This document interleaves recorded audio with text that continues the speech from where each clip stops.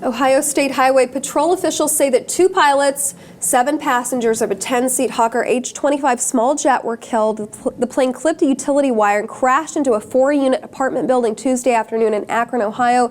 The crash sparked a fire that completely destroyed the apartment building that it crashed into, Nick. What are the odds that nobody would be home in that 4-unit complex? You know, that's remarkable in and of itself, that the only people that died were in the plane. Yeah, I mean, I guess as terrible and as tragic as this whole thing is, I guess we're lucky about the time that it actually happened, when most people are at work. So if it was at any other time, maybe earlier in the morning or later at night, I'm afraid that this would have been completely full. Right. This apartment building, I mean. The 7 people that were aboard that plane were a part of a commercial real estate group based out of Florida. One of the victims, Diane Smoot, we actually have a photograph of her, 50 years old, and her co-workers, 2 pilots getting tangled up in a wire. You can see how this would happen. I mean, a low-flying small plane like this, not uncommon for it to crash, but killing 9 people, and then the fact that it hits a building, you know, just a weird set of events that it seems to go down. I saw online, I was reading about this story this morning, and I saw there's actually a video of a girl who's next door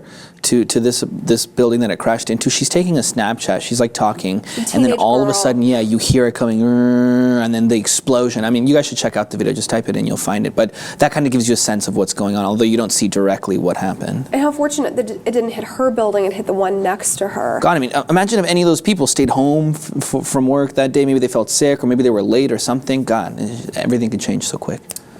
Well, authorities confirming this, they were taking a 36-minute flight from Dayton to Akron to look at real estate commercial properties. This Florida firm, Pebb Enterprises, aboard this chartered plane, they'd hired the plane to scout these locations. So unfortunate, weird circumstances surrounding this, and I really wanted to do this story because you can see how something like this could happen with tangling up in a wire, but just how fragile. And I've never been in a personal plane like this myself, only commercial jets. Have you ever done anything like this? I have, and it is terrifying. The kind of planes where you turn on the light or the air conditioning, the propeller slows down a little bit. It's scary, but no, I mean, they should never be flying that low ever. I mean, so there must have been something wrong. The fact that you get caught in an electrical wire, you should be way up higher than that. No one's flying that low.